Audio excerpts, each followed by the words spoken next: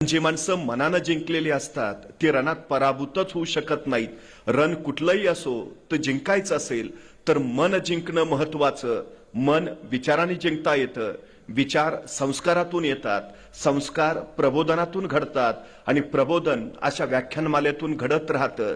या व्याख्यानमालेच्या संयोजकांचं आपल्या सगळ्यांचं मनपूर्वक कौतुक आणि अभिनंदन यासाठी करतो की आपण मनानं सक्षम असणारी, कुठलंही रण जिंकू पाहणारी नवी पिढी घडवत आहात। हे सगळ्यात महत्वाचं आहे।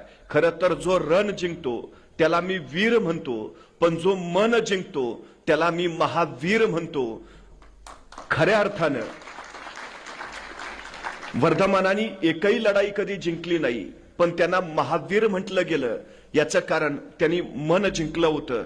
अशी मन जिंकणारी पिढी तयार झाली तर रण कुठलंही असो ती जिंकता येतं, ही सगळ्यात मोठी गोष्ट आहे। दक्षिण दिग्विजयाच्या निमित्तानं महाराज आंध्र प्रदेशमध्ये गेले। आंध्रात त्या मुक्कामात महाराजांनी श्री शैल मल्लिकार्जुनचं दर्शन घेतलं। महाराज दर्शन घेऊन बाहेर आले। महाराजांनी मंदिराचा परिसर निहाळला आणि महाराजांच्या लक्षात आलं मंदिर देखणं आहे, मंदिर सुबक आहे, पण या मंदिराला घाट नाहीयेत। आणि महाराजांनी आंध्र प्रदेशच्या त्या मुक्कामात श्री शैल मल्लिकार्जुनच्या मंदिराचे सगळे घाट बांधून काढले। आतापर्यंत अनेक राजे महाराजे आले गेले असतील, अनेकांनी मंदिरात दर्शन घेतलं असेल, अनेकांनी तो परिसर निहाळला असेल, अनेकांच्या लक्षात आलं असेल मंदिराला घाट नाहीयेत, पण घाट बांधावे असं वाटलं कुणालाही नाही। ते वाटलं फक्त छत्रपती शिवाजी महाराजांना। खरं तर नसते घाट बांधले तरी काय फारशी अडचण झाली नसती। आताच्या भाषेत सांगता आलं असतं महाराजांना, तो भाग कुठं माझ्या मतदारसंघात येतो। पण ही संकुचितता महाराजांनी ठेवली नाही, ती व्यापकता त्यांच्या ठायी ठायी होती। हे महाराजांचं वैशिष्ट्य।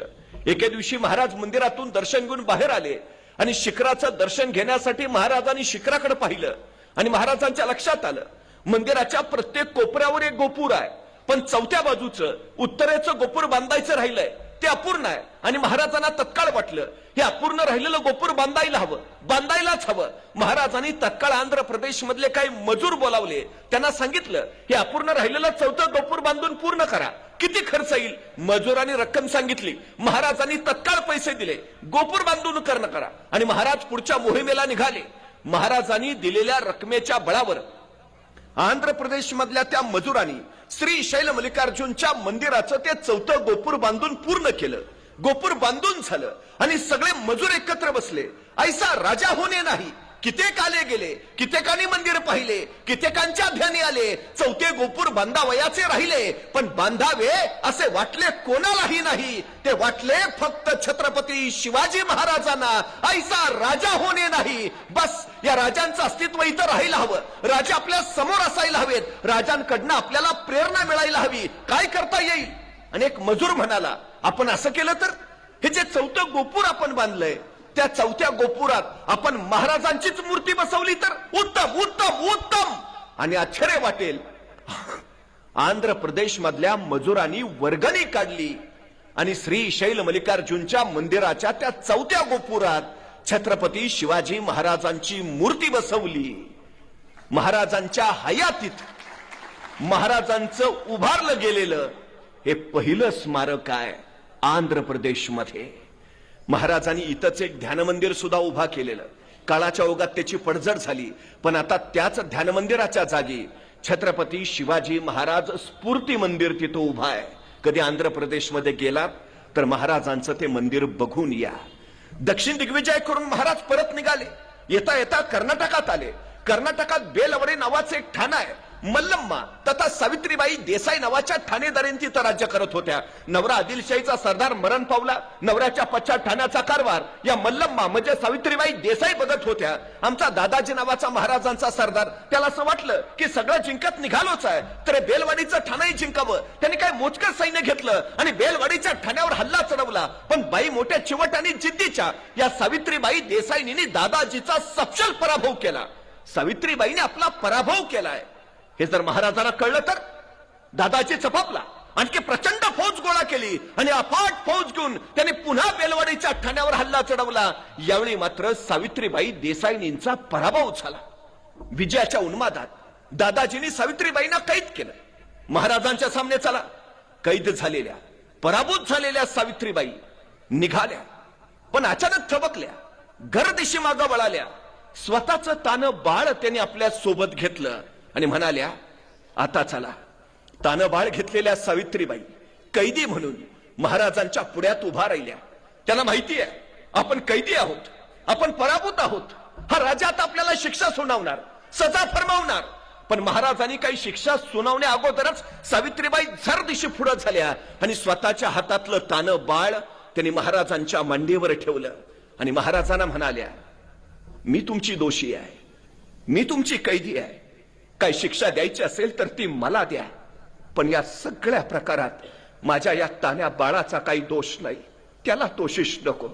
आपल्या मांडीवर असलेल्या त्या तान्या बाळाकडे बघत महाराजांनी स्मित केलं. चिटणीसाला इशारत झाली.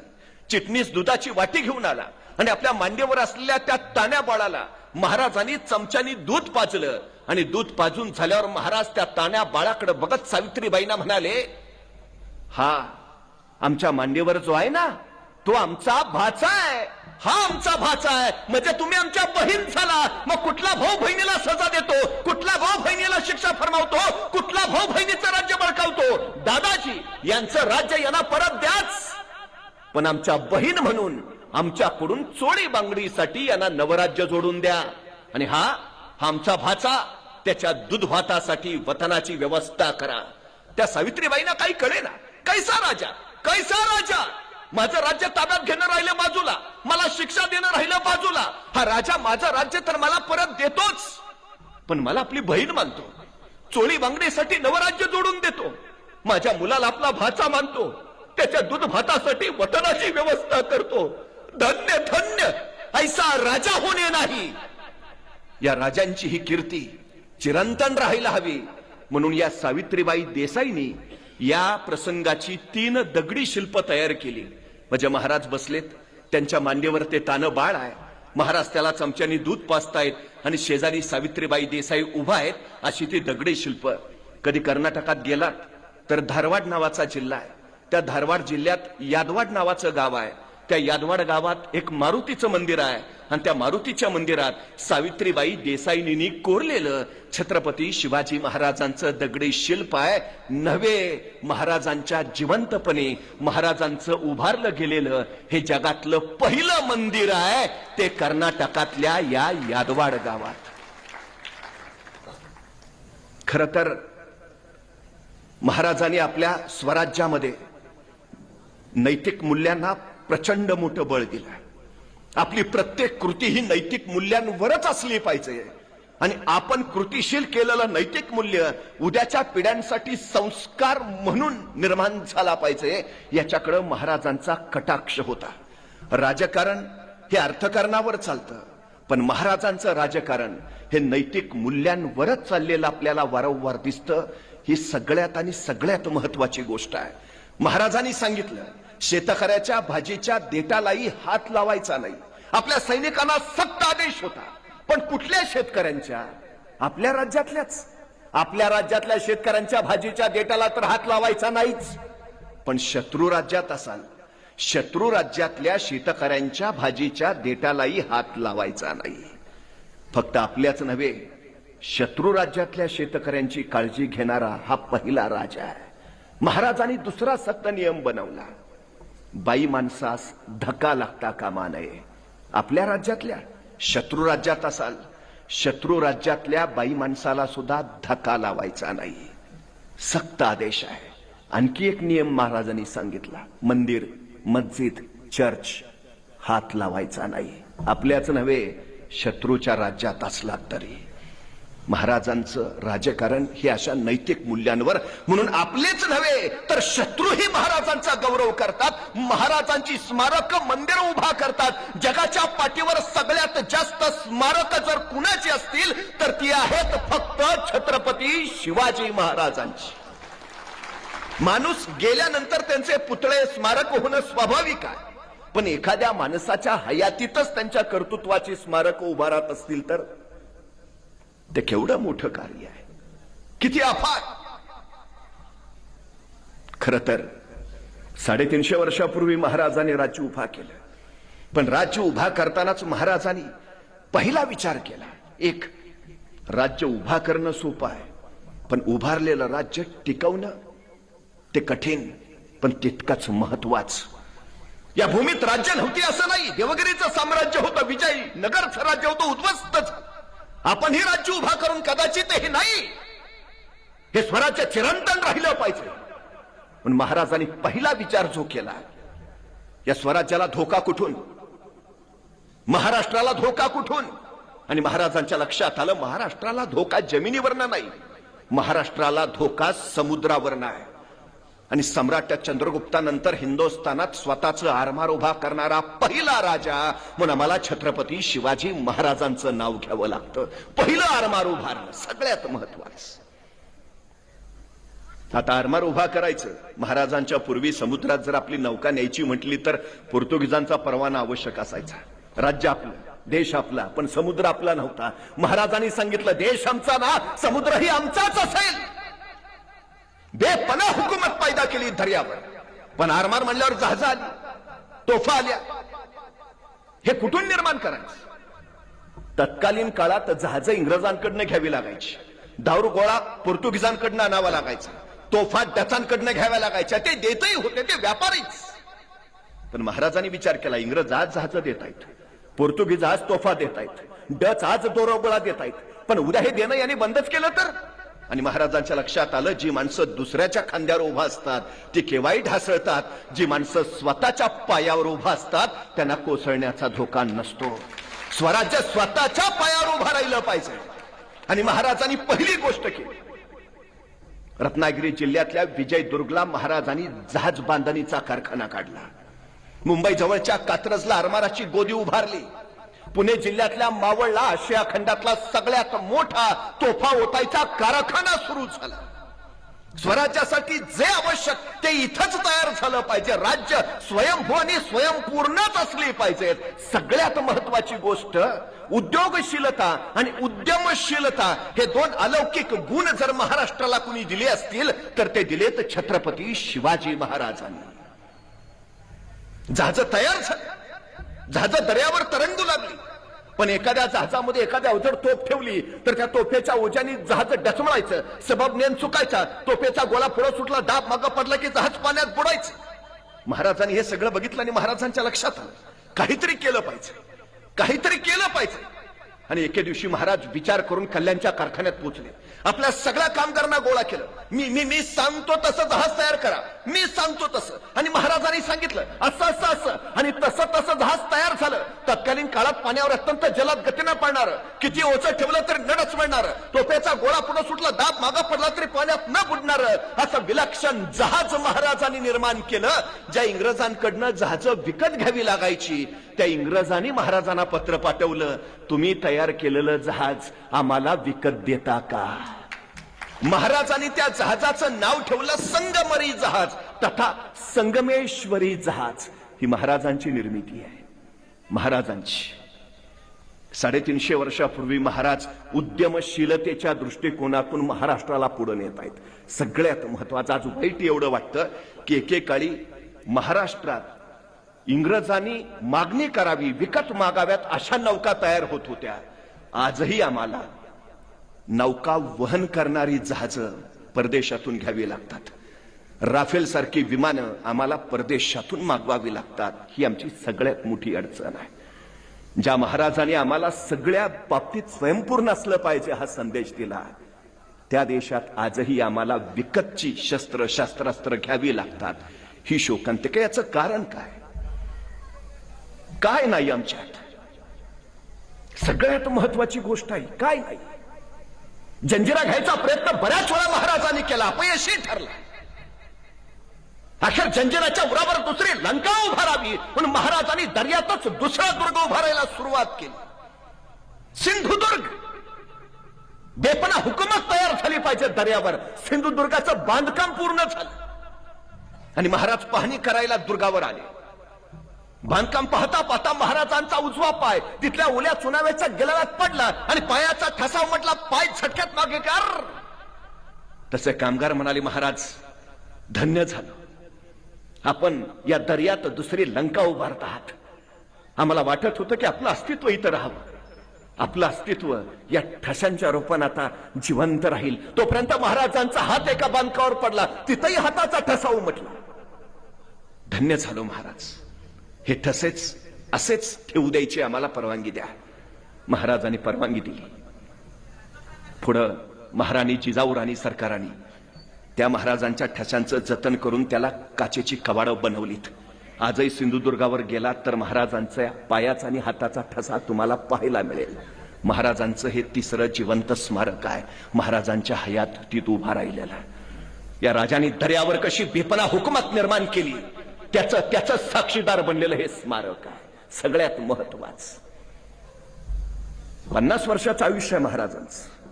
त्या 50 वर्षाच्या आयुष्यात असं कुठलं क्षेत्र नाही, कुठलं प्रांत नाही ज्या क्षेत्रा प्रांतामध्ये महाराजांनी अफाट कार्य केलं नाही.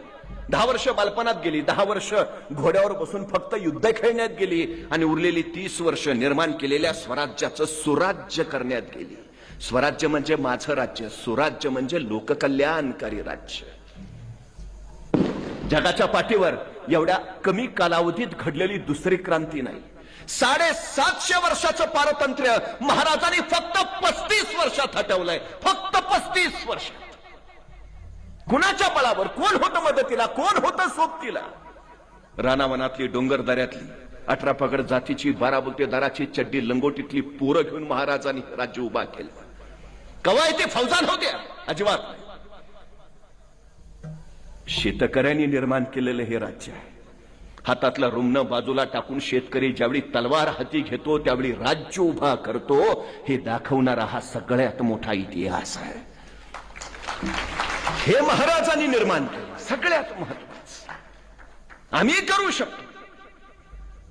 ती प्रेरणा यायला हवी, जी प्रेरणा मासाहेब जिजाऊ आणि शहाजीराजांनी शिवरायांमध्ये पेरली.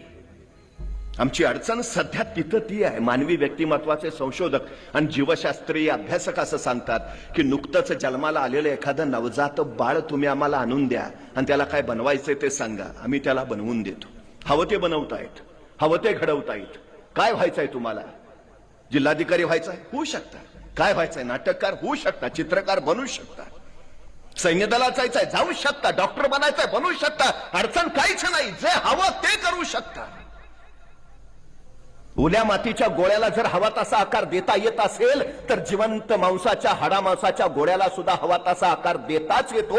फक्त माती ओली हवी आणि वय संस्कार क्षम हवं, हे महत्वाचं. म्हणूनच मासाहेब जिजाऊ आणि शहाजीराजांनी निर्णय घेतला, स्वतःचा संसार बाजूला सरायचा आणि स्वराज्याचा प्रपंच उभा करायचा. घेतला निर्णय. थोरले पुत्र संभाजीराजे शहाजीराजांच्या सोबत बेंगलोरातच राहतील, ते कर्नाटकात राज्य विस्तार करतील आणि धाकटे पुत्र शिवबाराजे मासाहेब जिजाऊंच्या सोबत महाराष्ट्रात येतील आणि ते महाराष्ट्रात राज्य निर्माण करतील आणि भविष्यात महाराष्ट्र आणि कर्नाटक असं विस्तूर साम्राज्य उभा राहील. काय स्वप्न आहे? काय स्वप्न आहे? ठरलं. 12 वर्षाच्या शिवबाराजांना सगळं प्राथमिक शिक्षण जे जे गरजेचं ते सगळं दिलंय. 12 वर्षाच्या शिवबाराजे मासाहेब जिजाऊंच्या सोबत पुण्याकडे जायला निघाले. आता एका पित्यानं काय द्यावं आपल्या या पुत्राला? आमचा मुलगा कुठे निघाला तर आम्ही काय देतो? डबा घेतलास का? कपडे भरलेत का? आई सांगते एसटीत बसताना मधल्याच सीटवर बस. बाळ म्हणतं का? नाही, पुढनं कोणी ठोकलं तरी तू सुरक्षित, मागणं कोणी धडकलं तरी तू सुरक्षित, तू जगला पाहिजे. 12 वर्षाच्या शिवबाराजांना काय दिलं? एक पिता जो संस्कृतचा जाणकार होता. शहाजीराजे नावाच्या या पित्यानं आपल्या पुत्राला जाताना ध्येय दिलं, स्वप्न दिलं, महत्वाकांक्षा दिली. शहाजीराजांनी स्वतः तयार केलेली मुद्रा शिवबाराजांकडे दिली. काय होतं त्यात? प्रतिपच्छ चंद्र लेखे वर्धिष्णू विश्ववंदिता शहसुनो शिवजातस मुद्रा भद्राय राजते. एक पिता काय सांगतोय पुत्राला? प्रतिपदेच्या चंद्राच्या कलेप्रमाणे तुमचं राज्य वाढत वाढत जाईल आणि एक दिवस ते विश्वाला वंदनीय होईल. अहो, काय खात्री आहे? कोण विश्वास आहे? शिवबाराजे अजून बेंगलोरातच आहेत, अजून महाराष्ट्रात यायचे आहेत, स्वराज्याला सुरुवात व्हायची आहे. पण त्याच्या आधी शहाजीराजांना खात्री आहे होणार.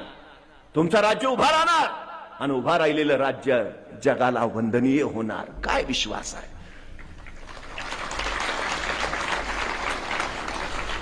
आमच्या पोरांच्या चुका काढण्यापेक्षा त्याचं कौतुक करायची संधी शोधत चला, म्हणजे पोरं इतिहास घडवणारी होतील. सगळ्यात महत्वाची गोष्ट, शहाजीराजांनी विचारलं नाही शिवबाराजांना जमेल का, कराल का, होईल का. विषयच नाही, जमणारच, तुमचं राज्य उभं राहणारच, कोण खात्री आहे. हा विश्वास द्या, सगळ्यात महत्वाची गोष्ट. आमच्याकडे अडचण काय माहिती आहे, आमच्यानं काही जगा वेगळं करायचं म्हटलं तर 50 प्रश्न घरातलेच विचारतात. जमणार आहे का, होणार आहे का, कुणी केलंय का, कुणी सांगितलंय, चाललंय ती नीट नाही का. आणि एखादा तरी हट्टाला पेटला, आम्ही काय वेडे म्हणून सांगतोय का, गाढवा तुला कळत नाही का, संपला विषय. तुम्हाला माहिती आहे, आपल्या मुलाला गाढवा म्हणताना महाराष्ट्रातल्या 65च्या 65 घाट रस्त्यांचे शोध गाढवानीच लावलेत. त्याच्यात तो अलौकिक गुण आहे. पूर्वी महाराजांच्या काळात गाढवाच्या गळ्यात घंटा बांधायचे आणि त्याला डोंगरात सोडून द्यायचे, आणि मग मावळे घंटेच्या आवाजावर मागं मागं जायचे. गाढव अत्यंत जवळचा मार्ग शोधून काढतं, त्याच्यात तो अलौकिक गुण आहे. मग आमच्या मुलाला गाढव म्हणताना त्याच्यात सुद्धा असा काहीतरी एखादा अलौकिक गुण असेल ना, की ज्याच्या बळावर तो इतिहास घडवेल. आहे हो, प्रेरणा महत्वाची आहे, प्रोत्साहन महत्वाचं आहे, कौतुक महत्वाचं आहे, जे शहाजी राजांनी केलं. आणखी काय दिलं शिवबाराजांना, छोटं मंत्रिमंडळ दिलं. उद्या तुम्हाला तुमचं असं स्वतःचं मंत्रिमंडळ उभा करायचं आहे, अहो कोण खात्री आहे. आणखी काय दिलं, भगवा ध्वज दिला आणि सांगितलं शिवबाराजे, उद्याच्या उभा राहणाऱ्या तुमच्या स्वराज्याचा हा भगवा दौलत ध्वज असू द्या. पण ध्यानी घ्या शिवबाराजे, हा भगवा पेलणं कुणालाही शक्य होत नाही. मनगटात रग आणि छातीत धग असावी लागते, कारण हा भगवा साधा नाही. हा भगवा प्रभू श्री रामचंद्रांचा, हा भगवा भगवान श्रीकृष्णांचा, हा भगवा रामकृष्ण हरी म्हणत वारीला जाणाऱ्या वारकऱ्यांचा, हा भगवा हर हर महादेव म्हणत रणांगणावर कोसळणाऱ्या धारकऱ्यांचा, हा भगवा शौर्याचा, भगवा पराक्रमाचा, भगवा त्यागाचा, भगवा समर्पणाचा. राजे, हा भगवा भगवा फडकत राहू द्या. काय ध्येय आहे. त्याच वेळी पित्यानं समर्पणाची जाणीव करून दिली, त्यागाची जाणीव करून दिली. शहाजीराजांनी स्पष्टपणे सांगितलं, जे करू पाहत आहात ते सोपं नाही. शौर्य गाजवावं लागेल, पराक्रम दाखवावा लागेल, त्याग करावा लागेल, समर्पण द्यावं लागेल, तेव्हा हे सारं सिद्धीस जाईल. आमच्या पोरांना सांगावं, कुठल्याही क्षेत्रात असू देत, त्या क्षेत्रात शौर्य गाजवावं लागेल, पराक्रम दाखवावा लागेल, स्वतःला विसरून स्वतःचं मी पण त्यागून झोकून द्यावं लागेल, समर्पण करावं लागेल, तेव्हा विश्व उभा राहील. केवढा मोठा संस्कार केलाय शहाजीराजांनी. ते घेऊन आलेत शहाजीराजे. सगळ्यात महत्वाचं काही नाही सोबत. ज्या पुण्यात आले तिथं तरी काय, गाढवाचा नांगर फिरवलेला, सगळी भूमी उजाड केलेली, अशा ठिकाणी आल्यात. राज्य करायचंय, जहागिरी चालवायची आहे, काही नाही. पण असं म्हटले का महाराज आता काहीच नाही, कसं काय करायचं. सैन्य होतं महाराजांकडं, शस्त्र होती, तोफा होत्या, काय काय होतं, काय काही नाही. तरी शून्यातनं विश्व उभा केलं महाराजांनी. सगळ्यात महत्वाची गोष्ट आहे, हाताशी काही नसताना राज्य उभा करणारे राजे म्हणून आम्ही महाराजांचा उल्लेख करतो. आमच्याकडे मात्र सगळं रेडीमेड तयार आहे, तरी आमच्या हातनं काही होत नाही. म्हणजे एखाद्याला ढाल द्यावी, तलवार द्यावी, एवढंच काय त्याला घोड्यावर नेऊन बसवावा, त्याच्या पुढे जाऊन त्याला रणांगणात नेऊन सोडावा आणि मग म्हणावं, लेका आता तरी लढ, तरी पट्ट्या निवांतच. अरे लढकी, तुमचा लढू कसा, एका हातात ढाल आहे, दुसऱ्या हातात तलवार आहे, दोन्ही हात एंगेज आहेत, लढणार कसा. अरे मग निदान पळून तरी जा, पळू तरी कसा, घोड्यावर बसलोय दिसत नाही वे, चो बाजूनी अडचण आहे. मुंगी बघितली, मुंगी मुंगी मुंगी मुंगी केवढीशी, तिचं डोकं केवढस, डोक्यातला मेंदू केवढासा, तरी पण त्या मुंगीला बरोबर कळतं कुठल्या गावातल्या कितव्या आळीतल्या, कितव्या घरातल्या, कितव्या खोलीतल्या, कितव्या कपाटावरचा, कितव्या फळीवर किती नंबरचा साखरेचा डबा आहे. सांगावं नाही लागत, रस्ता दाखवावं नाही लागत. मुंगी कणभरच असते, मनभर साखर फस्त करते. मराठे सुद्धा कणभरच होते, पण मनभर मोगल उद्ध्वस्त केले ते या निश्चयाच्या आणि निर्धाराच्या बळावर. हवं ते मिळवता येतं, हवं ते कमवता येतं, फक्त निश्चय आणि निर्धार या दोन गोष्टी फार महत्वाच्या आहेत. सांगा आमच्या पोरांना एकदा ध्येय ठराव, निश्चय कर आणि निर्धारानं कामाला लाग.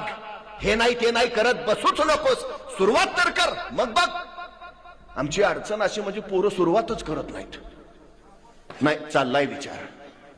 एखाद्याला मी सहज विचारतो काय चाललंय, नाही चाललंय ना, आणि नाही झालं तर बघू पप्पा म्हणलेत माझ्या जागेवर चिटकावतो. चिटक. काय ध्येय काय आहे? काय दिलंय महाराजांकडे? काही नाही हो, काही नाही दिलं. ना सैन्य, ना तोफा, ना शस्त्र, आणि राज्य उभा करायचं. काय आवश्यक आहे? ॲबे करे नावाचा एक फ्रेंच प्रवासी कोकणात उतरला. त्याला राजापूरच्या बंदरात जायचं होतं, पण महाराजांच्या कार्यालयातनं परवाना घेतल्याशिवाय त्याला पुढे जाताच येणार नव्हतं. तो महाराजांच्या कार्यालयात आला. राजापूरला जायचा परवाना तयार होतोय, पण हा ॲबे करे मुळातच जिज्ञासू. म्हणजे खरं सांगू, तुमचा माझा अभ्यास जेवढा आपण केला नाही ना तेवढा परकीयांनी केलाय. इंग्रज व्यापारी म्हणून आले इथं, त्यांनी तुमचा माझा अभ्यास केला आणि त्यांच्या लक्षात आलं यांच्यावर राज्य करणं फार सोपं आहे. अभ्यासाच्या बळावर त्यांनी 150 वर्ष राज्य केलं आपल्यावर. 150 वर्ष. इंग्रजांना मालक म्हणून राहायचं इथं, म्हणून त्यांनी आपल्या सगळ्यांना गुलाम बनवायचं ठरवलं. मॅकॅलॉने जी शिक्षण पद्धती बनवली तीच मुळात गुलाम बनवणार, ज्याच्यात जिज्ञासा नावाचा शब्दच नाही.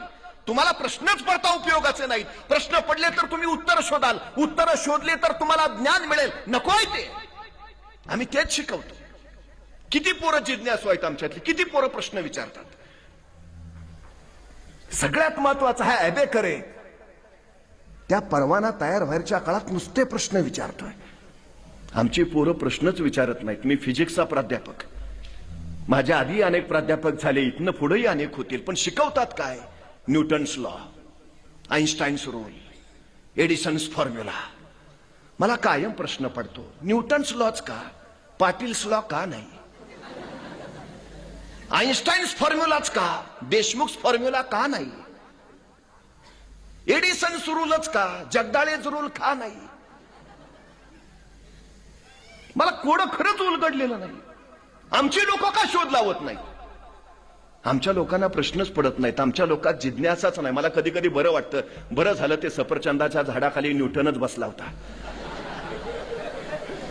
मग ते सफरचंद खाली पडलं ना, मग त्याला प्रश्न पडला सफरचंद खालीच का पडलं. मग त्यातनं गुरुत्वाकर्षणाचा शोध लागला. आपल्यातला एखादा बसला असता तर आणि पडलं असतं सफरचंद खाली, काय प्रश्न पडला असता त्याला? बरं झालं मी असतानाच पडलं. काय प्रश्न? बरं झालं आणखी कुणी नाही, अकेले अकेले खाएंगे. आणि जर एखाद्याला पडलाच असता प्रश्न की सफरचंद खाली का पडलं, आणि त्यानं विचारलं आपल्या वडिलांना, बाबा सफरचंद खाली का पडलं? बाबा म्हणणार, खा ना मुकाट्यानं, का डोक्याला ताप देतो? हाय ते व्याप कमी आहेत का?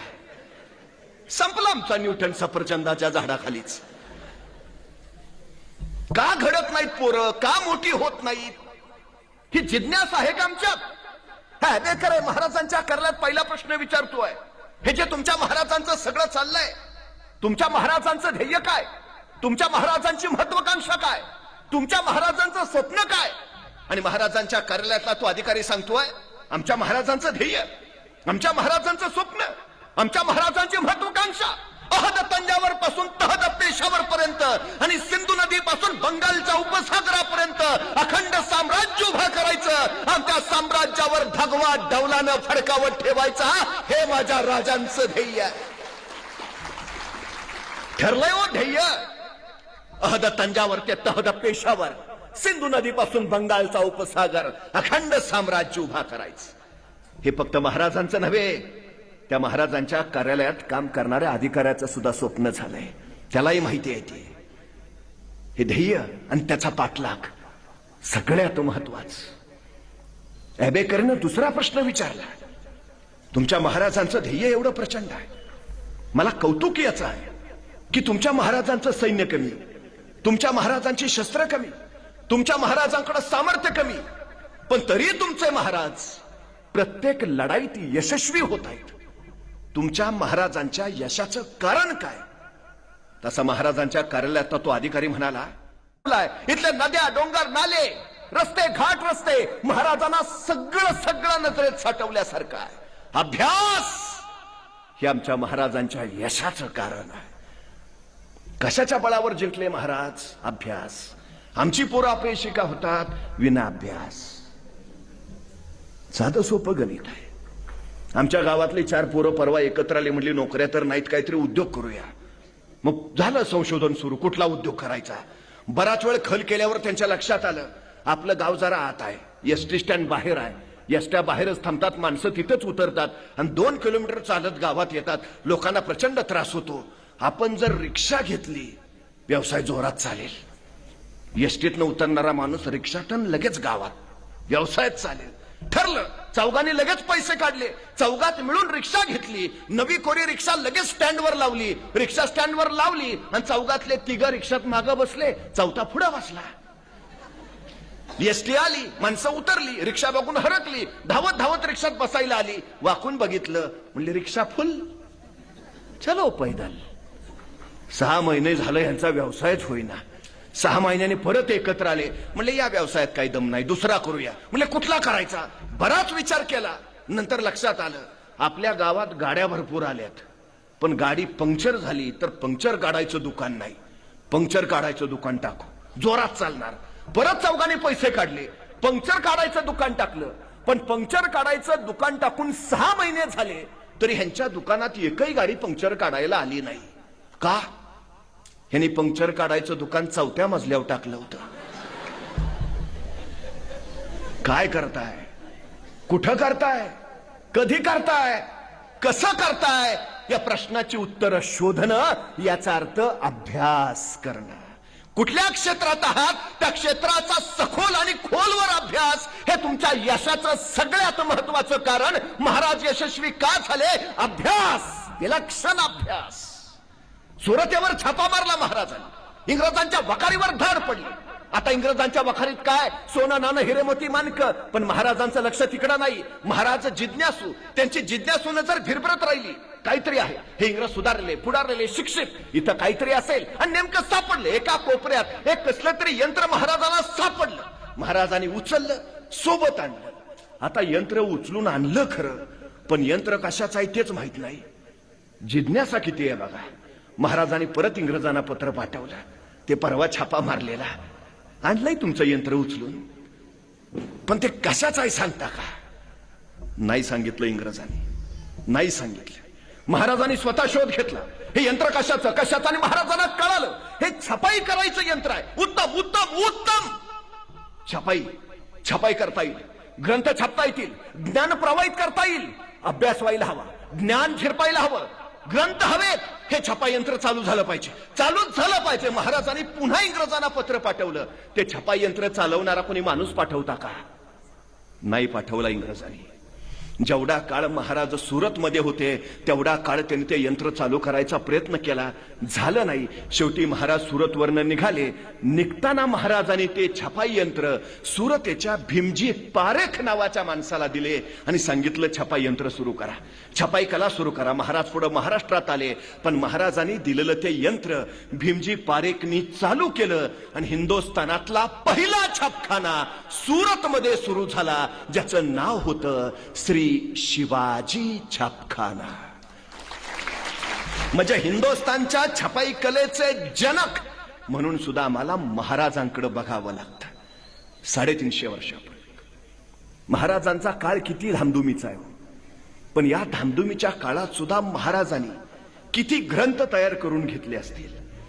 संकर्षण सकळकडे नावाचा लेखक त्यांच्या पदरी आहे, पंडित आहे.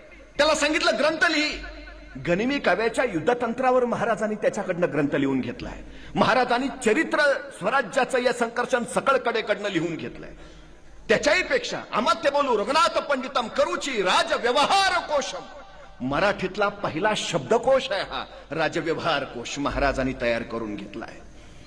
रयतेच्याच भाषेत कारभार चालला पाहिजे. सगळ्यात महत्वाचा ग्रंथ, सगळ्यात. बाळकृष्ण ज्योतिषी संगमेश्वर यांच्याकडनं खगोलशास्त्रावर ग्रंथ निर्माण करून घेतलाय महाराजांनी. गोविंद भट्ट बर्वे राज्याभिषेक प्रयोग नावाचा ग्रंथ लिहून घेतला. गागा भट्ट आलेत राज्याभिषेकाच्या वेळी. महाराज त्यांना म्हणाले, गागा भट्टजी, आद्य शंकराचार्य, कुमारिल भट्ट आणि मंडन मिश्र यांचा अद्वैतावर जो वादविवाद झालाय तो ग्रंथरूपाने लिहा. म्हणजे महाराजांना आद्य शंकराचार्य माहिती आहेत, कुमारिल भट्ट माहिती आहेत, मंडन मिश्र माहिती आहेत. कशावर वाद झाला ते माहिती, अद्वैतवाद. सगळे समान, सगळे एक, एकत्व, अद्वैत. लोकांपुढे येऊ द्या. गागा भट्टाची लिहा. शिवार कोद आहे, समय नाही. हे ग्रंथ गागा भट्टांनी महाराजांच्या सांगण्यावरनं लिहून घेतलेत. केवढी ग्रंथ संपदा महाराजांनी निर्माण केली. स्वतः महाराजांना संस्कृत येत आहे. महाराजांनी लिहिलेले अभंग उपलब्ध आहेत. महाराजांनी उमाजी पंडितांना स्वतःच्या मुलाला म्हणजे संभाजी राजांना संस्कृत शिकवण्यासाठी ठेवलंय. संभाजी महाराजांना 16 भाषा येत आहेत. मराठी येते, हिंदी येते, उर्दू येते, कन्नड येते, तामिळ येते, हिब्रू येते, पाली येते, संस्कृत येते. एवढंच नाही, राज्याभिषेकाच्या वेळी हेनरी एक्झोंडेन उपस्थित होता. तो लिहितोय, या छोट्या युवराजांनी म्हणजे संभाजी राजांनी माझ्याशी इंग्रजीतून संवाद साधला. संभाजी राजांना इंग्रजी येते. 350 वर्षापूर्वी अभ्यास का महत्वाचा? महाराज असं म्हणाले का? नाहीतर काय आता संभाजी महाराजांना युद्धच करायचं आहे, कशाला इंग्रजी आलं पाहिजे? नाही, येतंय, संस्कृत येतंय. काव्यग्रंथ लिहिलेत संभाजी महाराजांनी संस्कृत मधून 2, पाली भाषेतून, प्राकृतातून. अभ्यास का महत्वाचा? कुठलाही क्षेत्र असा, कुठलाही प्रांत असा, यश मिळवायचं तर अभ्यास महत्वाचा आहे. महाराजांनी ते केलं. म्हणजे 1645 पासून 1700 सालापर्यंत महाराष्ट्रात जेवढी ग्रंथसंपदा झाली, तिथून 1700 सालापासून 1818 पर्यंत किती ग्रंथ निर्माण झाले महाराष्ट्रात? एकही नाही, एकही नाही. महाराजांनी महाराष्ट्राचं सांस्कृतिक विश्व समृद्ध केलं. कारण यशाचा सगळ्यात मोठा पाया कुठं आहे तर अभ्यासात आहे. महाराज हे सांगतायत, आमच्या पोरांच्या जिज्ञासा जिवंत ठेवा, कुतूहल त्याच्यात निर्माण होऊ द्या. आमची जी पोरं अलीकडे कारण सांगतायत ना, हा अरे काय काय करत नाही, नाही आम्ही गरीब आहे ना. चांगलं आहे ना, मग गरीब आहे ना. अरे ही तुम्हाला श्रीमंत व्हायला मिळालेली सर्वोत्तम संधी आहे. काय काय सांगतात, नाही जरा बुद्धी कमी आहे. उत्तम, बुद्धी कमी आहे ना, उत्तम. विद्वान व्हायला तुला मिळालेली ही सर्वोत्तम संधी आहे. अरे स्वतःच्या कमतरताना बलस्थान बनवा आणि कामाला लागा ना. थांबता कसले, कारण कसली सांगता? काय होतं महाराजांकडे? काय नाही. 1645 ला महाराजांनी बेवसाऊ राजगड घेतला. बेवसाऊ होता, काहीच नव्हतं. म्हणजे राजगड घेतला तर तो बांधायला हवा. बांधायचा म्हणजे पैसे हवेत. होते का महाराजांकडे? नव्हते. मग महाराज असं म्हटले का, नाही घेतला असता राजगड, पण जरा फंड्स वगैरे नाहीत ना, आल्यावर बघू. मग नाही, आल्यावर बघू नाही, मी घेतो, पुढचं पुढं बघू. महाराजांनी 1645 लाच राजगड घेतला. 1646 ला महाराजांनी तोरणा जिंकला. आणि तोरण्याचं बांधकाम करताना महाराजांना सोन्याच्या मोहरांनी भरलेले 7 हंडे सापडले आणि त्या संपत्तीतनं महाराजांनी राजगड बांधून पूर्ण केला. महाराज सांगतायत, तुम्ही सुरुवात करा, जगदंबा आशीर्वाद घेऊन तुमच्या पाठीशी उभा असते. तो परमेश्वर कुणाच्या पाठीशी उभा राहतो? काम करणाराच्या, आराम करणाराच्या नाही. कारण कसली सांगत बसला, हे झाल्यावर करतो, ते झाल्यावर करतो, ते आल्यावर करतो. कर, सृष्टी तुला अडचणच येऊ देत नाही. अहो 1670 साली महाराजांचा मोगलांशी प्रचंड मोठा भडका उडाला. मोगलांचं सैन्य 5 लाख आणि महाराजांचं 20,000. आता महाराज काय म्हणावेत? त्यांचे 5 लाख, आपले 20,000, डिपॉझिट पण राहणार नाही, कशाला अर्ज भरा? काय केलं महाराजांनी? सैन्य नाही म्हणून नको लढायला म्हटले, माघार घेतली. काय केलं? संघर्ष सुरू केला, पुढचं पुढं. 1670 साली महाराजांनी प्रबळगड जिंकला आणि महाराज प्रबळगडाची पाहणी करायला पालखीत बसून निघाले. पालखीत बसलेल्या महाराजांच्या शेल्याचं टोक पालखीच्या बाहेर लोंबकळत होतं. एका मार्गावर न जाताना महाराजांच्या शेल्याचं ते लोंबकळणारं टोक बोरीच्या झाडाच्या फांदीच्या काट्यात अडकलं आणि महाराजांना ताण बसला. तसे महाराज थांबले. पालखी थांबवा. पालखी थांबली आणि महाराज सोबत्यांना म्हणाले, हे बोरीचे झाड आमच्या पुढे जाण्यावर आक्षेप घेते आहे. हे बोरीचे झाड आम्हाला अडवते आहे. हे बोरीचे झाड आम्हाला काही सांगू पाहते आहे. इथे काहीतरी आहे. आहे खना, खना. माणसं कामाला लागली. बोरीच्या झाडाजवळ खणायला सुरुवात झाली. 5-6 फूट गेली. दगडी भिंता लागली. उकरा, उकरा.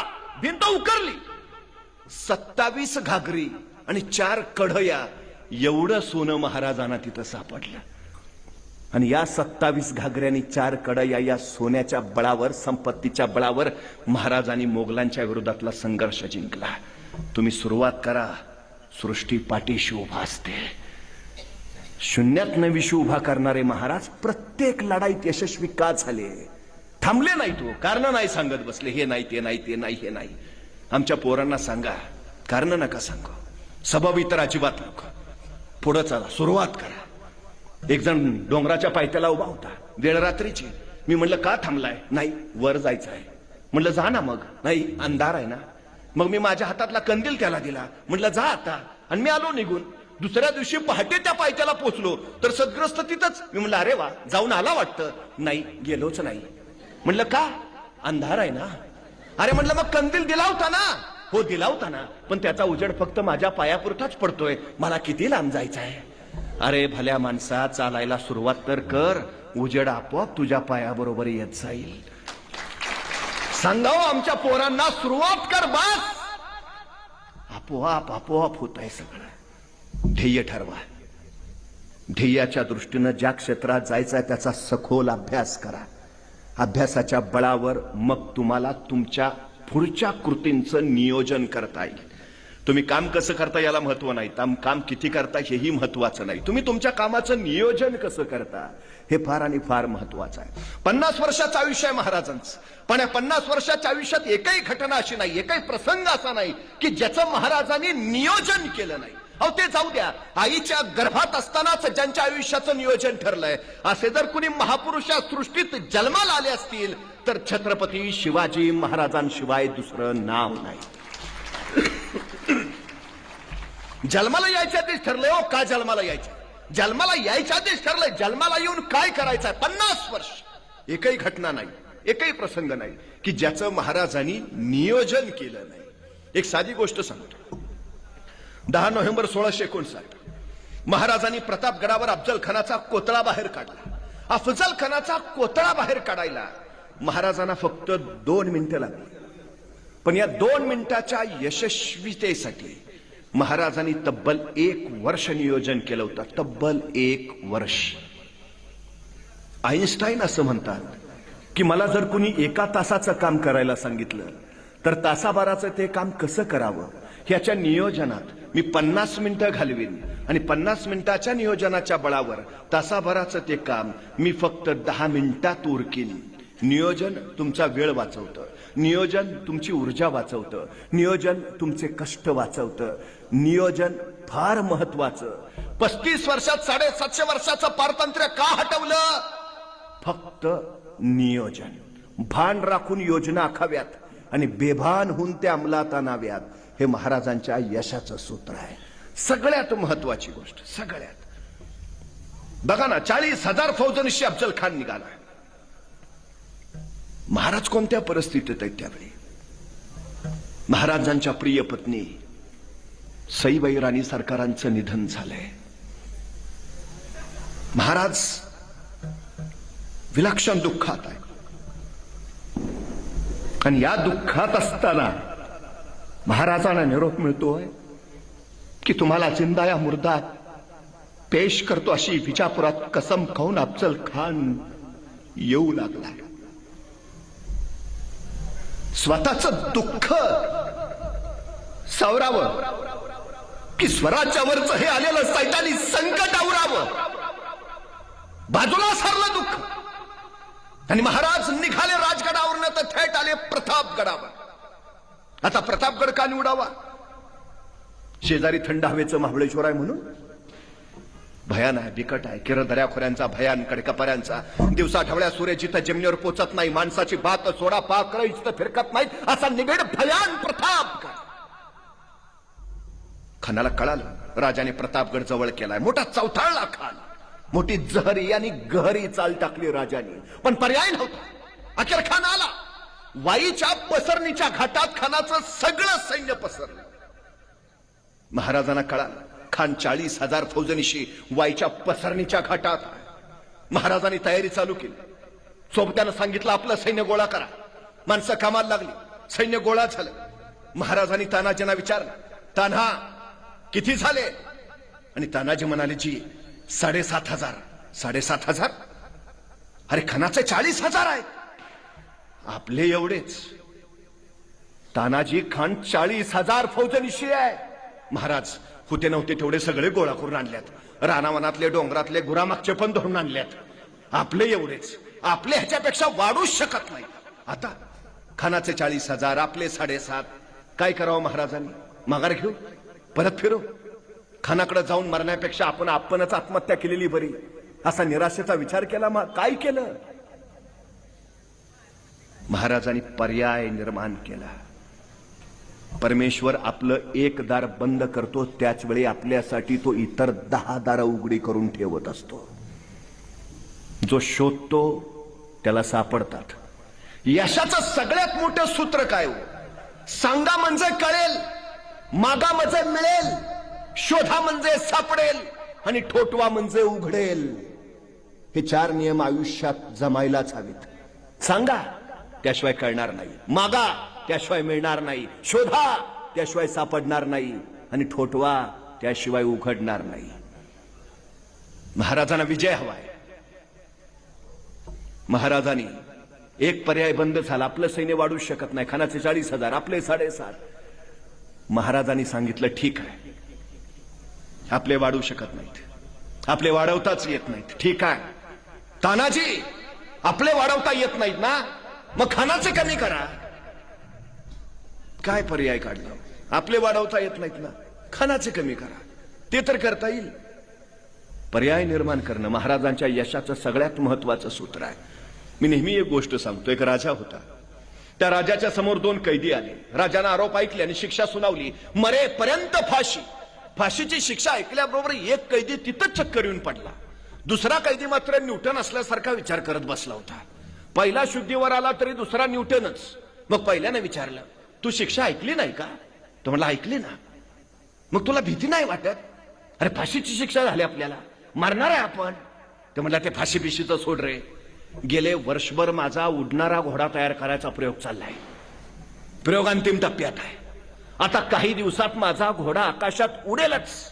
पण नेमकी फाशीची शिक्षा झाली. ते फाशीचं काय नाही रे, आता माझ्या प्रयोगाचं काय होणार त्याची मला काळजी आहे.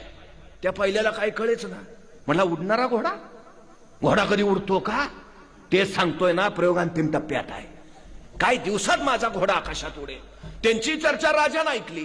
राजा म्हणला काय काय काय? म्हणला उडणारा घोडा? डोक्यावर पडलाय का? घोडा कधी उडतो का? तसा तो कैदी म्हटला, महाराज मरणारा माणूस खोटं नाही बोलत. अहो फाशीची शिक्षा दिली मला, कशाला खोटं सांगेल? गेले वर्षभर माझा प्रयोग चालला, प्रयोग अंतिम टप्प्यात आहे. आता काही दिवसात माझा घोडा आकाशात उडेलच. पण नेमकी तुम्ही मला फाशीची शिक्षा दिली. महाराज माझ्या घोड्याचं बाजूला ठेवतो, मला फक्त 1 वर्ष द्या. ह्या 1 वर्षात मी तुमच्या घोड्याला आकाशात उडायला शिकवू शकतो. आता राजाला प्रश्न पडला, असं तसं मरणारच आहे, पण जर दिलंच ह्याला 1 वर्ष आणि लागलाच आपला घोडा आकाशात उडायला, तर ह्या जगात आपण एकमेव राजे ज्याच्याकडे उडणारा घोडा आहे. राजा म्हणला चल ठीक आहे, दिलं दिलं दिलं, तुला 1 वर्ष दिलं. त्याला 1 वर्ष मिळालं. पण ते पहिल्या कायद्याला काहीच कळेना. त्यानं परत त्याला विचारलं, घोडा खरंच उडतो? तसा तो कैदी म्हटला, घोडा उडतो वैल्या का? मग राजाला खोटं का सांगितलंस? हे बघ, तू तुझं आजचं मरण फक्त उद्यावर ढकलतोयस. तसा तो कैदी म्हटला, हे बघ, मी माझ्या जगण्याचे पर्याय तयार करतोय. मतलब ह्या 1 वर्षात काही घडू शकतं. म्हणजे अरे ह्या 1 वर्षात मला फाशी देणारा राजाच मरू शकतो, आणि तो नाही मेला तर माझा नैसर्गिक मृत्यू होऊ शकतो. आणि तो पण नाही मेला तर ज्या राजाच्या घोड्याला आकाशात उडायला शिकवायचा आहे तो घोडा मरू शकतो. आणि तो पण नाही मेला तर घोडा खरंच उडू शकतो. अरे काही घडेल ना, वर्ष आहे माझ्याकडं. मी आता हार कशाला मानू? मी आता माघार कशाला घेऊ? मी आता परत कशाला फिरू? मी लढत राहीन. जोपर्यंत मी जिंकत नाही तोपर्यंत मी झुंजत राहीन. काय महाराजांनी महामंत्र दिला? ध्येयाच्या दिशेने झेपावत राहा. झेपावता येत नाही, उड्या मारत जा. उड्या मारता येत नाही, पळत जा. पळता येत नाही, चालत जा. चालता येत नाही, रांगत जा. रांगता येत नाही, सरपटत जा. पण जा. जोपर्यंत पोचत नाहीस तोपर्यंत पुढे जात राहा. पुढे यश स्वागताला उभं असतं.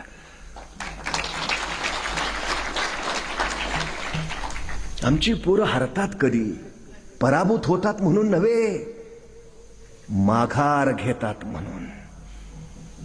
काही होऊ द्या, माघार घेऊ नका. भूमीचा शोध घेणाऱ्या कोलंबसला त्याचे सहकारी विनवण्या करून करून सांगत होते, माघारी जाऊया, माघारी जाऊया, माघारी जाऊया. आणि तो कोलंबस ठाम निश्चयानं सांगत होता, जोपर्यंत भूमीला पाय लावत नाही माघार नाही. त्यांनी माघार घेतली नाही म्हणून भूमीचा शोध लावणारा म्हणून त्याची कीर्ती अजरामर झाली.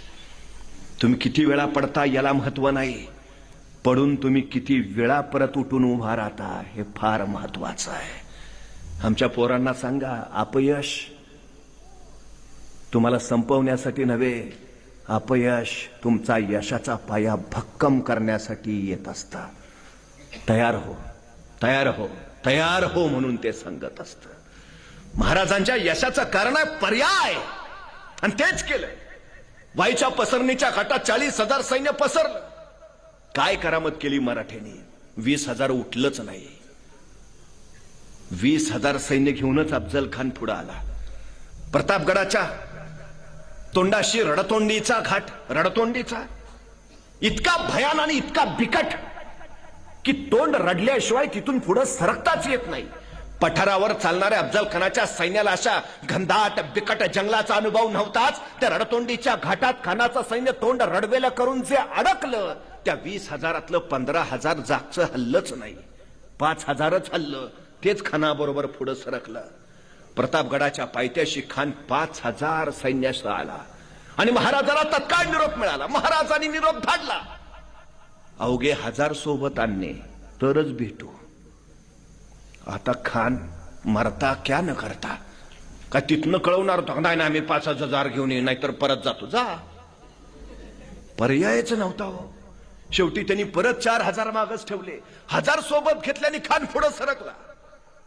प्रतापगडाच्या माचीवर महाराजांनी भव्य शाम्याना उभारला होता. रेशमी वस्त्रांचा हिरेमोती मानक जडावलेला, सोन्याच्या झालरे लावलेला, उंची अत्तर उंची मध्ये ठेवलेला देखणा, आरस पाणी, बस बघावं बघतच राहावं इतका देखणा. का? महाराज खानाला राजमालात भेटू शकत होते, दरबारात गाठ घेऊ शकत होते, खलबतखान्यात बोलू शकत होते, श्याम्याना का? बरं तोही साधा उभा राहावा ना. रेशमी वस्त्रांचा का? हिरेमोती मानक जडावलेला का? सोन्याच्या झालरे उंची अत्तर उंची मध्ये ठेवलेलं, हे सगळं का? कारण हे सगळं खानाला आवडत होतं, सगळं आवडत होतं. एका साध्या प्रश्नाचं उत्तर द्या. आपल्या घरी पाहुणे येणार असतील तर घरात स्वागताला आधी हजर कोण असतं? आपण. मग आता अफजल खान महाराजांकडे पाहुणा म्हणून येतोय, मग शाम्यानात स्वागताला आधी हजर कोण पाहिजे? महाराज. पण असत नाहीत. का? पहिल्यांदा महाराज दिसून उपयोग नाही. महाराज दिसले तर राग खानाचा तसाच राहील. महाराज नाही, हे सोनं नाणं हिरेमोती मानकं दिसलं पाहिजे आधी, कारण ते सगळं खानाला आवडतं. महाराजांची मानसिक खच्चीकरणाची नीती आहे. बघा ना, रस्त्यानं चालता चालता आपल्या डोक्यात भयान राग आहे, चालता चालता चाललंय. तो नुसता दिसावाच, आज नाही तुडावला तर सांगतो, तो नुसता भेटावाच, ठेवतच नाही, आज धुमसतच चाललोय. आणि असल्या रागात आपण निघालेलो असतानाच आपल्या वाटेत आपल्या अत्यंत आवडीची व्यक्ती येते आणि मग तिच्याकडे बघायच्या नादात आपण कुठं निघालेलो हेच लक्षात राहत नाही. तसंच झालं खानाचं.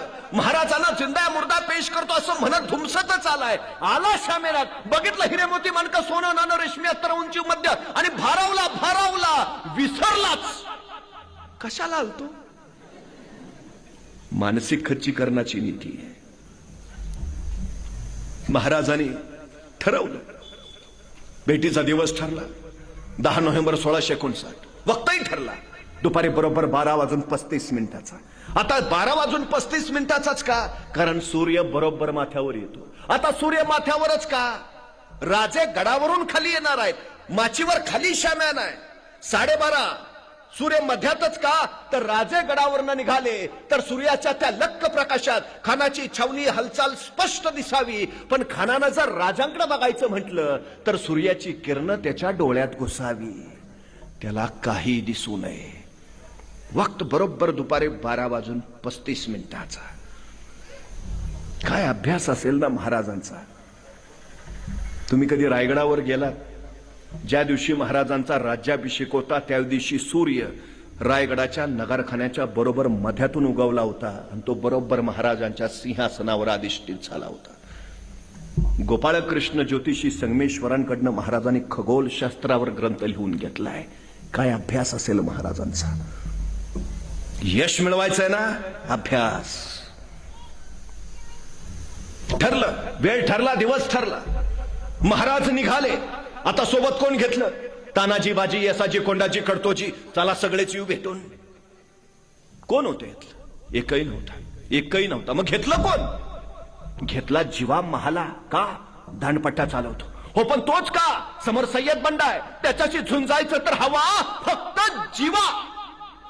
सोबत घेतला संभाजी कावजी कोंढाळकर. का? हत्तीसारखा धिप्पाड आहे, घोडा खांद्यावर घेऊन गड चढतो, बलाढ्यानी धिप्पाड. हो पण तोच का? अफजल खान तसाच आहे ना. आखाड्यात पैलवान उतरवायचे तर एकाच घाटाचे असावेत. मग कुस्ती रंगतीये. माणसाची निरख आणि माणसाची पारख शिकावी ती महाराजांकडनं. आणखी 8 अंगरक्षक घेतले आणि महाराज निघाले. चालता चालता महाराजांनी प्रत्येकाला नियोजनानुसार जबाबदारी दिली. जीवा महालांना सांगितलं, जीवा तू आमच्या बरोबर खाली येतोयस, तू आमच्या बरोबर शामियानात आतही येतोयस, पण आत आल्यावर तू माझ्याकडे बघायचं नाही, तू खानाकडे बघायचं नाही, तू फक्त सय्यद बंडा बघायचा बस. संभाजी गावजेंना सांगितलं, संभाजी तुम्ही माझ्या बरोबर खाली येत आहे, पण तुम्ही शामियानात आत यायचं नाही, तुम्ही शामियानाच्या बाहेर. पण बाहेरून तुम्ही माझ्याकडे बघायचं नाही, खानाकडे तर अजिबात नाही. आमच्या दोघांचा आत काय चाललंय तुम्हाला देणं घेणं नाही. पण अफजल खान जर शामियानातनं जिवंत बाहेर आला तर त्याला जिवंत ठेवायचं नाही. त्यांची जबाबदारी त्याला. प्रत्येकाला जबाबदारी नियोजनानुसार देत महाराज निघाले. महाराज चालता चालता परत थबकले. जीवा महालांना विचारलं, जीवा कात्री आहे का? आता जीवाना काय कळेना. खानाच्या भेटीला निघालाय, तलवार घेतली असेलच की, कात्री कशाला? महाराजांनी परत विचारलं, जीवा कात्री आहे का? आता जीवा नाभिक समाजाचा. जीवा म्हणला, जी आहे की. काढ. जीवा आमची दाढी बारीक कर, आमची दाढी बारीक कर, इतकी बारीक कर की भेटी वेळी अफजल खानानं हातात धरायची म्हटली तर त्याच्या हातात नाही आली पाहिजे. आमच्या व्यवस्थापनाच्या भाषेत त्याला सूक्ष्म नियोजन म्हणतात, मायक्रो प्लॅनिंग. केस ओढल्यावर काय वेदना होतात ते आपल्याला माहिती आहे. भेटी वेळी जर अफजल खानानं अशी काही कृती केली तर तो क्षण आपल्याला कोसळवणारा ठरवू नये म्हणून महाराज आधीच जीवा महालाला सांगतायत, आमची दाढी बारीक कर, इतकी बारीक कर की भेटी वेळी अफजल खानानं हातात धरायची म्हटली तर त्याच्या हातात नाही आली पाहिजे. हे इतकं नियोजन करून महाराज निघाले. 12:30 वाजता गडावरनं निघालेले राजे खानाच्या छावणीच्या बाहेर दुपारी बरोबर 2 वाजता पोहोचले आणि खानाला वर्दी मिळाली. शिवाजी राजे येत आहेत. तसा कान उठून उभा राहिला. समोर पाहिलं, 5-5.5 फूट उंचीचे देखणे रुबाबदार राजे शिवराय आस्ते कदम येताना दिसले. तसं खानानं वकिलाला विचारलं, हे शिवाजी राजे? वकिलांनी मान डोलावली. खान 2 पावलं पुढे झाला, बाहू फैलावले, आओ शिवाजी राजे, आणि गळापिटीसाठी राजे पुढाले. खानाच्या मिठीत गेले. खानाचे भाऊ राजांच्या पाठीवर पडले. धाप पडला, जोर वाढला. मी त्यावेळी गेली, राजे गुदमरले आणि त्याच वेळी खानाची कट्ट्यावर राजांच्या मस्तकावरून पडत निसटली. दगा जाणवला, वागण्या निघाली, खूप असले खानाच्या पोटात. दगा करत खान कडाडला, कोथळा बाहेर पडला. पण त्याच वेळी कृष्णाजी धावला, उलट त्या राजांच्या मस्तकावर वार केला. राजे फिरले, कृष्णाजी कापला. पण त्याच वेळी सय्यद बंडा पुढे झाला. आपला दानपट्टा महाराजांच्या गर्दनीवर चालवणार तोच जीवा महालाच्या दानपट्ट्याने सय्यद बंडाचा हात वरच्यावर छटला आणि इतिहास पुटपुटला. होते जीवाजी म्हणून वाचले शिवाजी.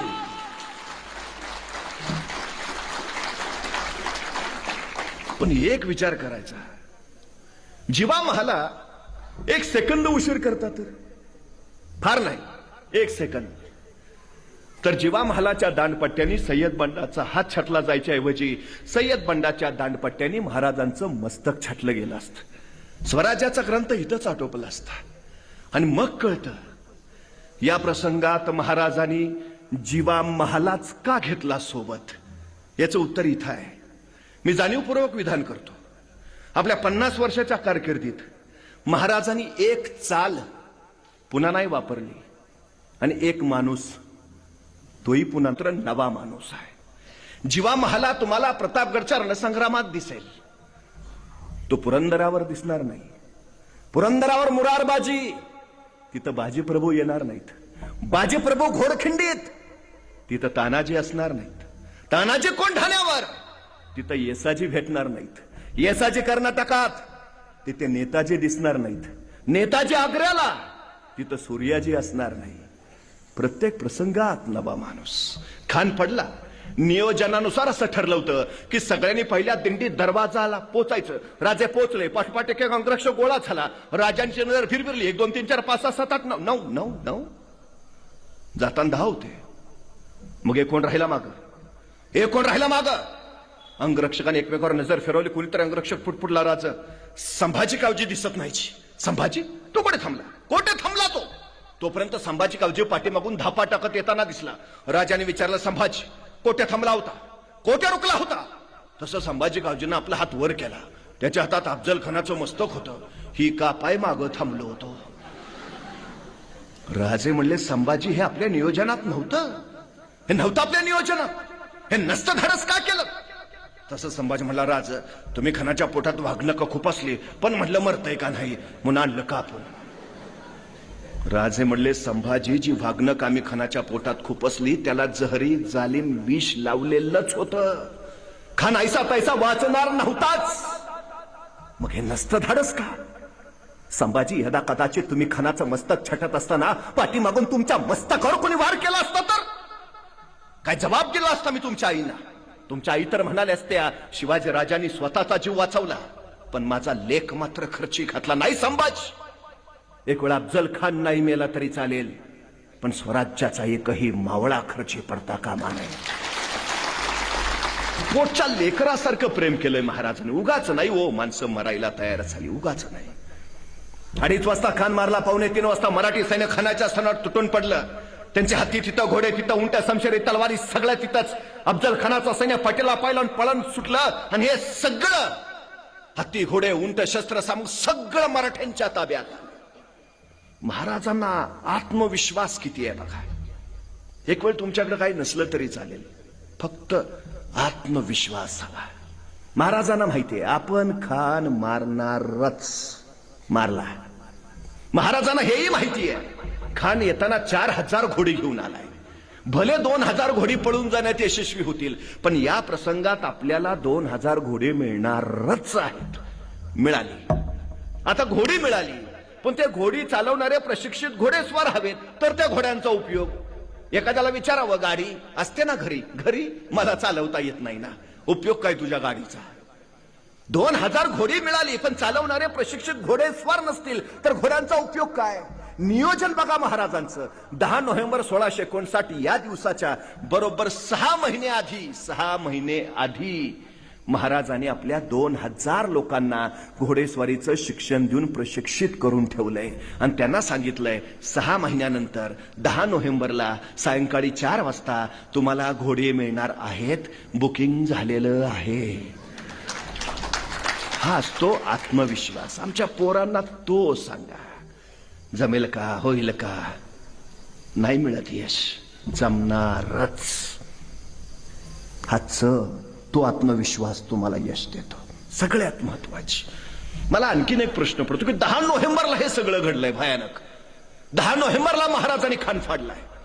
10 नोव्हेंबरला जर एवढं सगळं घडलंय तर 11 नोव्हेंबरला महाराज कुठे असतील? शेजारी महाबळेश्वरला. हा, मग काल एवढं टेन्शन होतं. 4 दिवस नको का थंड हवेच्या ठिकाणी जायला? कुठं आहेत महाराज? बघा ना, आमच्या पोरांची नुसती 10वीची परीक्षा उद्या. आता महिनाभर काय सांगायचं नाही. मग हे तर केवढं संकट आहे. कुठं आहेत महाराज? 2:30 वाजता खान मारला.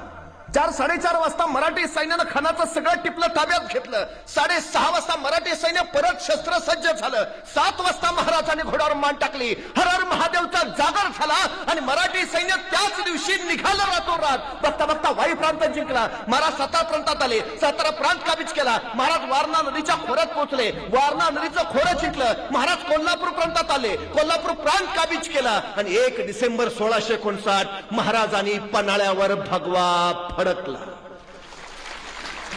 म्हणजे उन्यापुऱ्या 20 दिवसात 10 नोव्हेंबर ते 1 डिसेंबर 20 दिवसात 200 किलोमीटर आणि 18 किल्ले एवढा प्रांत महाराजांनी काबीज केला.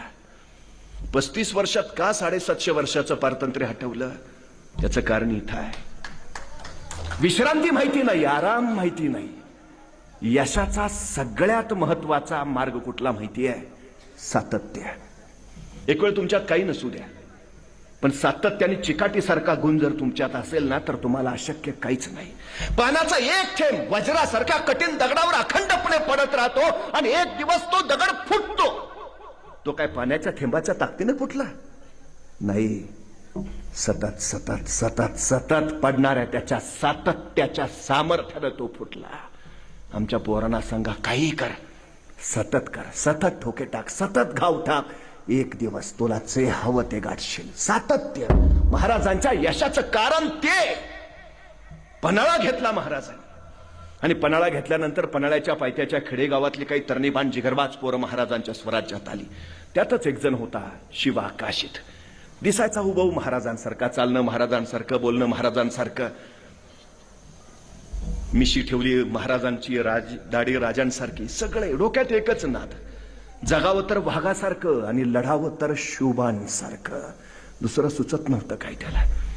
तुम्ही तुमच्या ध्येयाशी जोपर्यंत एकरूप होत नाही ना, असं तोपर्यंत ध्येय नाही गाठता येत. या शिवा काशीतला वाटायचं होतं की मी जणू जणू महाराज. वेगळं नाहीच आहे, ते समर्पण आहे.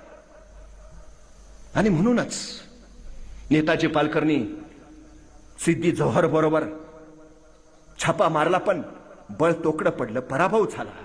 आणि सिद्धीच्या कैदेत अडकलेल्या महाराजांना कळालं शक्तीपेक्षा युक्तीचा वापर करायला हवा. त्या दिवशी महाराजांनी बोलावणं धाडलं या हुबहू आपल्यासारख्या दिसणाऱ्या शिवा काशीला. येता झाला. राजा बोलावणं धाडलंच. हो शिवा, शिवा तू आमच्यासारखा दिसतो असा मी खूप ऐकून आहे. शिवा आम्हाला प्रत्यक्ष बघायचा. शिवा हरकला. राजा तालोजी झपाट्यानं आत गेला. राजांचा वेश घातला, राजांचा जिरटोक मसर चढवला आणि राजांसारखाच मिशाला पीळ मारित राजांच्या सामने आला. राजा कसा दिसतोची आणि बघत राहिले राजे. शिवा शिवा. अरे आरशात आमचाच प्रतिबिंब आल्याचा भास होतोय. शिवा. राज म्हणजे ते सिद्धी बी आम्हाला ओळखायचा नाही. आणि स्तब्ध निस्तब्ध झाले राजे. शिवा तुला कसं कळलं? तुला कसं कळलं? आम्ही तुला आमचं रूप देऊन सिद्धीच्या भेटीला पाठवणार ते. तसा शिवा म्हटला, राज एवढं दिस तुमच्या संगती राहिलो तो काय उगावय? तुमच्या काळजाचं ठोकं बी काय सांगते ते कळतं आमासनी. राज राज राज डाकेडा जातो की लढतो की फिरतो की सांगते सिद्धीला. तस राजे सरदेशी पुढे गेले. शिवाला कडकडून मिठी मारली आणि राजांच्या डोळ्यातला एक अश्रू शिवाच्या पाठीवर पडला. अशी कौतुकाची थाप कधी कुणाच्या पाठीवर पडलीच नव्हती. आणि त्याच वेळी चालता राजाने सिद्धी जौहरला सांगितलं, मी तह करायला तयार आहे. सिद्धी आनंदला की आई गया दक्कन का चूहा सिकंज में दिखाएंगे उसे अल्लाह ताला की मेहरबानी शब रात का जश्न होगा. आखिर शिवाजी आही गए पंजे में. बसा फिकीर कैसे. सिद्धी गाफील झाला, वेडा ढिला, सैन्य बेसावत. आणि याच ढिलाईचा फायदा राजाने उचलला. बाजी प्रभूंनी बांदल फौजेला बरोबर घेतलं आणि पन्हाळगडाच्या पश्चिमेकडून त्या पावसाळी वादळी किर रात्री महाराज विशाळगडाकडे निघाले. तहाची बोलणी करायला महाराजांच्या वेशात शिवा काशीत. सिद्धी वाट पाहत होता. पालखी येताना दिसली. सिद्धी पुढे झाला. आओ शिवाजी राजे. पालखीचा पडदा सरकला. आस्ते कदम. राजे शिवराय खाली उतरले. सिद्धी पुढे झाला. गळाभेट घेतली. चलिये राजे. आणि राजांची पावलं शामण्याच्या दिशेनं पडू लागली. पण त्याच वेळी दोन संशयी डोळे रोखले गेले होते शिवाजी राजांवर. राजांचं पाऊल शामण्यातून आत पडणार त्याच वेळी ते दोन संशयी डोळे पुटपुटले. ये शिवाजी राजे नाही हो सकते.